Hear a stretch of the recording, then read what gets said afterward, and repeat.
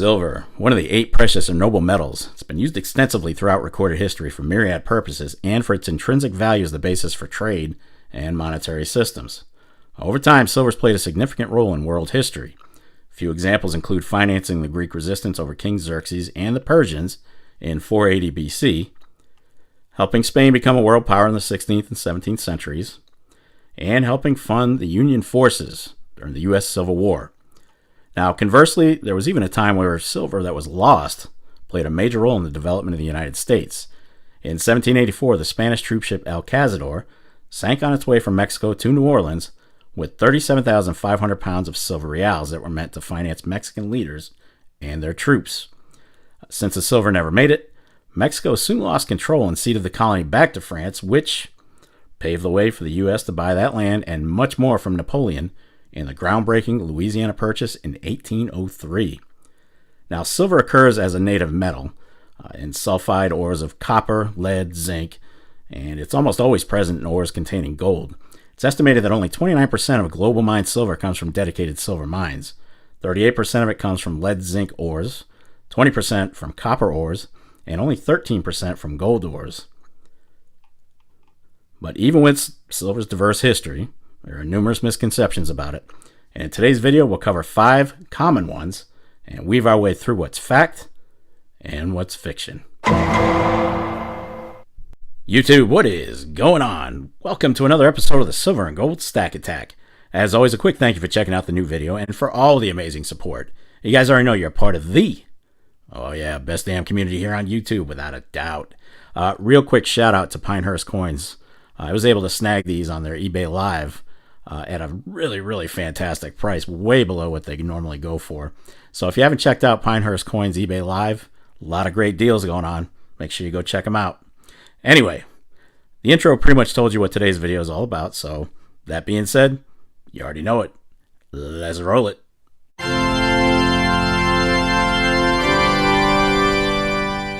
Alright, so we're going to go over 5 common misconceptions that involve silver. There are plenty more than 5, folks, but in the interest of time, I picked 5 that I liked. And number 1, government-backed bullion coins are generally more liquid than bars. Not really. Liquidity is absolutely even on these. It's the amount that you get paid back in a sale that's less. You're paying less for generics, so it stands to reason you're going to get less in return, right? Chances are with generics, you'll get at spot or even just back a spot. If you go to sell Maple or a Britannia or ASE or even a Libertad, you're going to get a little above spot. So liquidity, when it comes to liquidity, there is no liquidity issue. They're both liquid.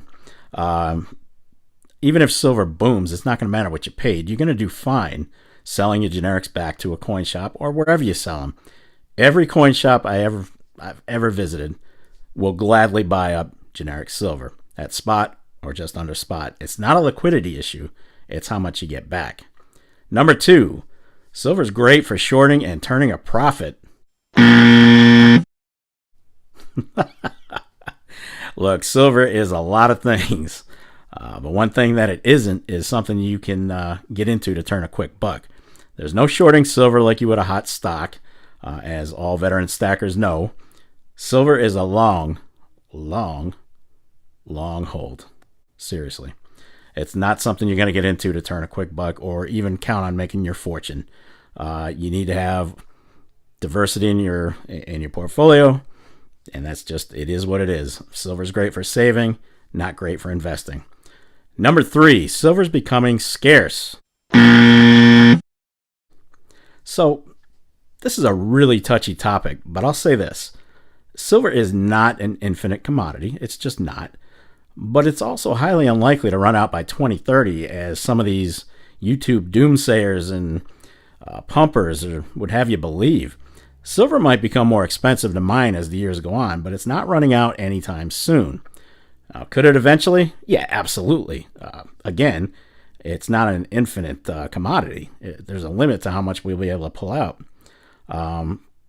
It's just not going to run out in most of our lifetimes for the folks watching this video.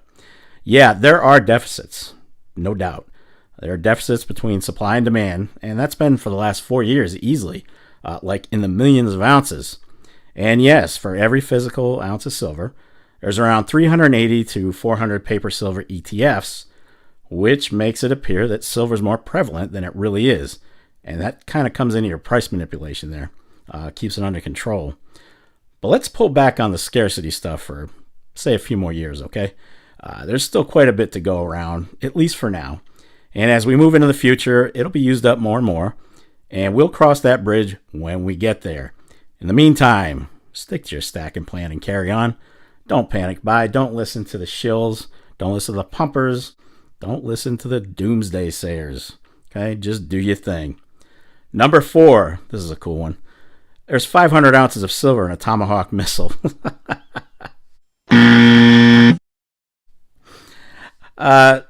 Yeah, here's the thing about missiles. The U.S. military is never going to give out specs on its technology, even though China seems to end up with it regardless. You have to ask me nicely. I beg your pardon? You have to ask me nicely. But it's a pretty safe bet that there is not, repeat, not 500 ounces of silver in a cruise missile, because there isn't a need for that much of it. Seriously.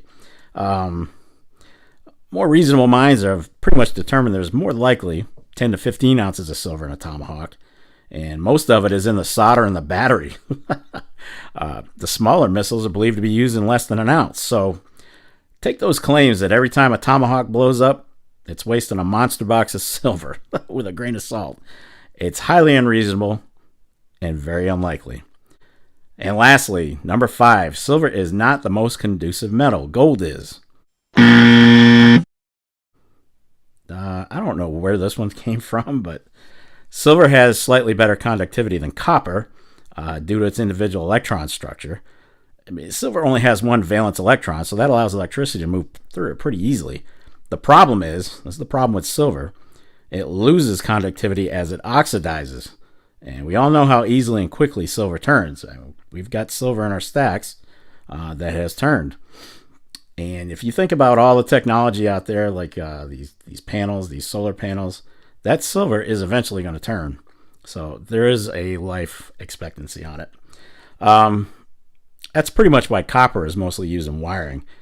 Well, that and the price difference, it's a pretty big difference. Now, there's a conductivity ranking scale on the best metals, and silver comes in at 105% conductivity rate. Copper's next at 100%, and gold? Well, that came in at 70% for a conductivity rate. So I'm not sure where that rumor came from, but it is 100% false. All right, there you have it, folks. So this video obviously could have been a lot longer, but I try to condense it as much as possible into just 5 misconceptions for time's sake. I do want to reiterate one thing that I brought up earlier, and that is this. Don't listen to the hype when it comes to stacking metals. Just don't. There are folks out there who perpetrate inaccuracies and untruths to either suppress price or get you to buy more. They're both out there. Both of those people are out there. Just remember to stick to your plan.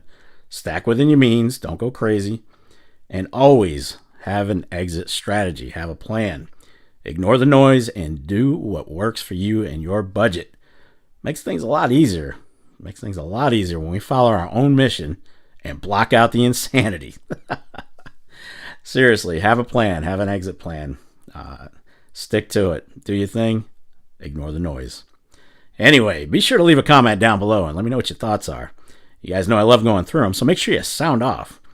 And that's going to wrap it up for this episode of the Silver and Gold Stack Attack. And if you made it this far, well, kudos to you.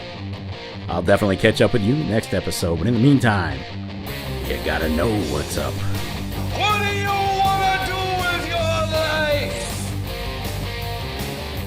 I want to stack.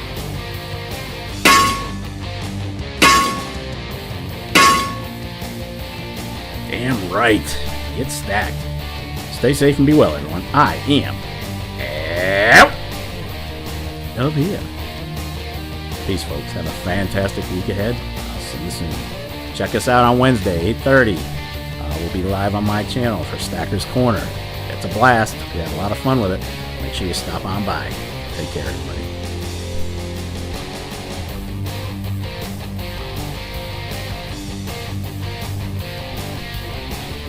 You're still here? It's over. Go home.